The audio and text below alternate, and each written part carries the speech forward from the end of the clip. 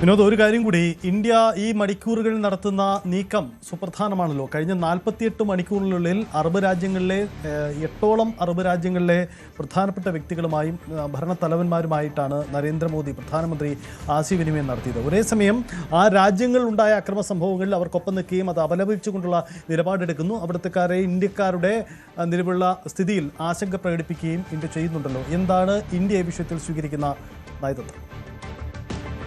ദിവസങ്ങൾക്ക് മുൻപാണ് നരേന്ദ്രമോദി ഇസ്രായേൽ സന്ദർശിച്ച് അവിടുത്തെ പാർലമെൻറ്റിൽ സംസാരിച്ചത്. അദ്ദേഹം അന്ന് ഇസ്രായേൽ പാർലമെൻറ്റിൽ പറഞ്ഞത് തീവ്രവാദത്തിനെതിരെയുള്ളൊരു നിലപാടാണ്. അവിടെ ഇസ്രായേലുമായി കൈകോർക്കുന്നതിന് ഇന്ത്യ പൂർണ്ണ മനസ്സോടുകൂടി നിൽക്കുന്നു എന്നൊരു കാര്യമാണ്. അങ്ങനെ ഒരു സന്ദേശമാണ് അദ്ദേഹം നൽകിയത്. എന്നാൽ ഈ യുദ്ധത്തിൻ്റെ ഒരു സാഹചര്യത്തിൽ യുദ്ധം വേണ്ട എന്ന നില തന്നെയാണ് ഇന്ത്യ കൈക്കൊണ്ടിട്ടുള്ളത്. ഇന്ത്യ നമുക്കറിയാം, കാലങ്ങളായി നിൽക്കുന്ന ചേരിചേരാ നയം എന്നൊരു സമീപനം, ആ സമീപനം തന്നെയാണ് തുടരുന്നത്. ഇപ്പോൾ ഇങ്ങനെ യുദ്ധം കൊടുമ്പിരിക്കൊള്ളുമ്പോൾ ഇന്ത്യയുടെ ഒരു സ്റ്റാൻഡ്, ഇന്ത്യ പറയുന്നത് ഈ യുദ്ധം വേണ്ട എന്ന് തന്നെയാണ്. രാജ്യങ്ങൾ സംയമനം പാലിക്കണം എന്നതാണ്. മാത്രമല്ല 8ഓളം രാഷ്ട്രത്തലവന്മാരുമായി, ഗൾഫിലെ GCC രാജ്യങ്ങളിലെ പ്രധാനപ്പെട്ട ഈ രാഷ്ട്രത്തലവന്മാരുമായി പ്രധാനമന്ത്രി ആശയവിനിമയം നടത്തിയിട്ടുണ്ട്. ഇന്ത്യക്കാരുടെ ജീവനും സ്വത്തും സംബന്ധിച്ച ആശങ്ക അദ്ദേഹം പങ്കുവയ്ക്കുന്നുണ്ട്. ഇന്ത്യക്കാരുടെ സുരക്ഷിതത്വം രാജ്യത്തെ സംബന്ധിച്ച് വളരെ പ്രധാനമാണ് എന്ന കാര്യം അവരെ അറിയിച്ചിട്ടുണ്ട്. ആ തരത്തിൽ ഓരോ രാജ്യവും അവരുടെ കാര്യങ്ങൾ വിശദീകരിക്കുന്നുണ്ട്. പക്ഷേ പലയിടങ്ങളിലായുള്ള ഈ ആക്രമണങ്ങൾ തുടരുകയാണ്.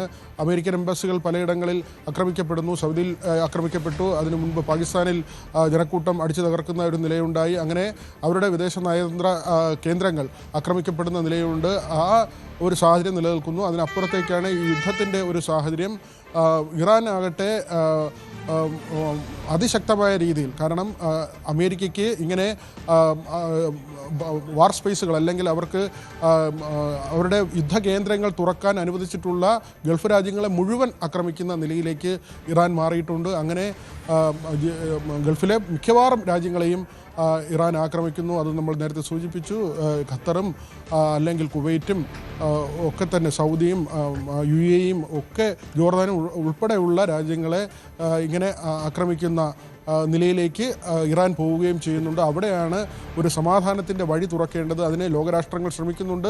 റഷ്യയുടെ നിലപാട്, ചൈനയുടെ നിലപാട്, ഇന്ത്യയുടെ നിലപാട്, ആ തരത്തിൽ പല രാജ്യങ്ങളും, ഇനി യൂറോപ്യൻ യൂണിയൻ്റെ ഒക്കെ തന്നെ നിലപാടുകൾ കൂടുതൽ ശക്തമായി വരേണ്ടതുണ്ട്. പക്ഷേ അവിടെ UK ഇതിനകം തന്നെ സൈപ്രസിൽ ആക്രമണം ഉണ്ടായതോടുകൂടി UK ഈ യുദ്ധത്തിൻ്റെ ഭാഗമാവുകയും അമേരിക്കയോടും അതോടൊപ്പം തന്നെ ഇസ്രായേലിനോടും ചേർന്ന് നിന്ന് ഇറാനെ ആക്രമിക്കുന്ന നിലയിലേക്ക് UK കൂടി വന്നിട്ടുണ്ട്. മറ്റ് രാജ്യങ്ങളുടെ നിലപാടുകൾ നിർണായകമാണ്. ഏതായിരുന്നാലും ഭീകരവാദം തച്ചുടയ്ക്കുക എന്നൊരു ആവശ്യമാണ്. പക്ഷേ ഹമാസിനെ ഏറ്റവും അടിസ്ഥാനപരമായി ഈ വിഷയം പരിശോധിച്ച് വരുമ്പോൾ പലസ്തീനിൽ നടക്കുന്ന പ്രശ്നങ്ങൾ തന്നെയാണ് ഇതിനെല്ലാം അടിസ്ഥാനമായി നിലനിൽക്കുന്നത്. ഗസയെ എത്ര കാലമായി അശാന്തമായി നിൽക്കുന്നു, അതിൻ്റെ ഒരു തുടർച്ചയെന്നോണമാണ് ഇപ്പോഴത്തെ യുദ്ധത്തെയും കാണേണ്ടത്. ഏതായിരുന്നാലും ഹമാസിന് ഇറാൻ വഴിവിട്ട് സഹായം നൽകുന്നു, അല്ലെങ്കിൽ ആയുധവും പണവും നൽകുന്നു.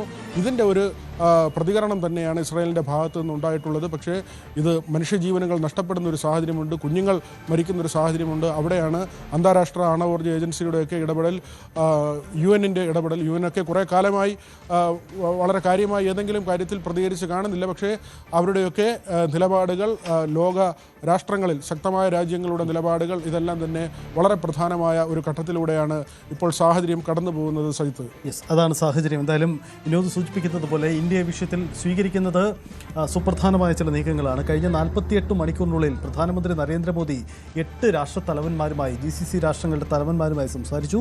UAE, Israel, Saudi Arabia, Jordan, Bahrain, Oman, Kuwait, Qatar എന്നീ രാജ്യങ്ങളുടെ തലവന്മാരുമായി സംസാരിക്കുകയും ആ രാജ്യങ്ങളിലുണ്ടായ അനിഷ്ട സംഭവങ്ങളിൽ അവരോടൊപ്പം നിന്നുകൊണ്ടുള്ള നിലപാടെടുക്കുകയാണ് ചെയ്തിരിക്കുന്നത്. ഇതിനിടയിൽ മറ്റു ചില വാർത്തകൾ കൂടി പുറത്തു വരുന്നുണ്ട്. അത് കൂടി ഏറെ ആശങ്കപ്പെടുന്നതാണ് എന്ന സാഹചര്യം കൂടിയാണ് വരുന്നത്. അതായത് ബഹ്റിലെ ജനങ്ങൾക്കാണ് മുന്നറിയിപ്പ്. അതായത് ബഹ്റിനെയും ഒപ്പം സൗദി അറേബ്യയും കണക്ട് ചെയ്യുന്ന ഒരു പാലമുണ്ട്. ആ പാലത്തിൽ നിന്ന് ജനങ്ങൾ ഒഴിഞ്ഞു പോകണമെന്ന് ഇറാനിയൻ മിലിറ്ററിയുടെ സന്ദേശം ആ മേഖലയിൽ പ്രചരിപ്പിക്കപ്പെടുന്നു എന്നതാണ്. കാരണം അത് അറ്റാക്ക് ചെയ്യാൻ പോകുന്നു എന്ന സൂചനയാണ് പങ്കുവയ്ക്കപ്പെടുന്നത്. ഇങ്ങനെ പലതരത്തിൽ ആശങ്കപ്പെടുത്തുന്ന സാഹചര്യങ്ങൾ ഗൾഫ് മേഖലകളിൽ നിന്നും റിപ്പോർട്ട് ചെയ്യപ്പെടുന്നു എന്നതാണ് ഇപ്പോഴത്തെ അവസ്ഥ. ഇതിൽ മറ്റൊരു പ്രധാനപ്പെട്ട കാര്യം കൂടി ഇപ്പോൾ ഡൊണാൾഡ് ട്രംപിൻ്റേത്, അമേരിക്കൻ പ്രസിഡൻ്റേതായി പുറത്തു വരുന്നുണ്ട്. തങ്ങളുടെ സേനാ വിഭാഗങ്ങൾ അതിശക്തമായ മുന്നേറ്റം നടത്തിക്കൊണ്ടിരിക്കുകയാണ്. ഇപ്പോൾ ഇറാൻ്റെ ഭാഗത്തു നിന്നും ചില സമാധാന ഒത്തുതീർപ്പ് ശ്രമങ്ങൾക്കുള്ള നീക്കം ആരംഭിച്ചിട്ടുണ്ട്. ദേ വാണ്ട് ടു ടോക്ക്,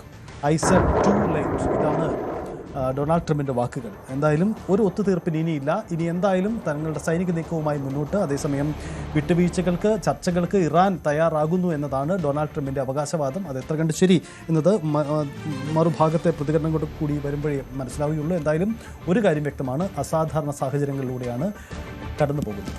ഇറാന്റെ റഡാർ സംവിധാനം തകർത്തുന്ന അവകാശവുമായി ഇസ്രയേൽ ഇന്ന് രംഗത്തു വന്നു. ഇത് സംബന്ധിച്ച ദൃശ്യങ്ങളും ഇവർ പുറത്തുവിട്ടു. അതേസമയം ഇറാൻ കൊല്ലപ്പെട്ട സ്കൂൾ വിദ്യാർത്ഥികളുടെ സംസ്കാരവും നടന്നു ഇറാനിൽ.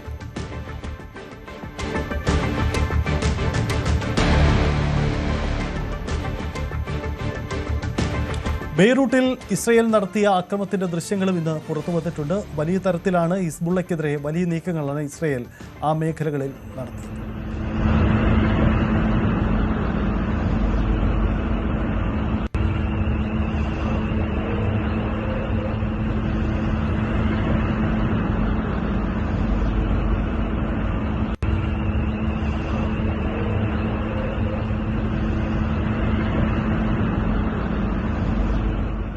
അമേരിക്കയുടെയും ഇസ്രയേലിൻ്റെയും സൈനിക നീക്കങ്ങളിൽ ഇറാനിലുണ്ടായത് വൻ നാശനഷ്ടങ്ങളാണ്.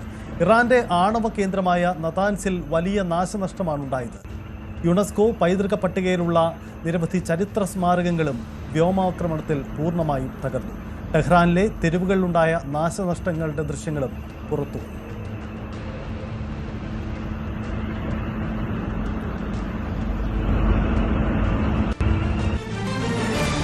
നതാൻസ് ഇറാനിലെ തന്ത്രപ്രധാനമായ ഒരു പ്രവിശ്യയാണിത്.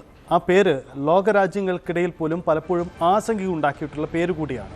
പലപ്പോഴും നതാൻസിൻ്റെ പേരുണ്ടായ തർക്കങ്ങൾ തന്നെയാണ് ഇപ്പോഴത്തെ ഈ പശ്ചിമേഷ്യൻ സംഘർഷത്തിൻ്റെ അടിസ്ഥാനമായി മാറുന്നത്.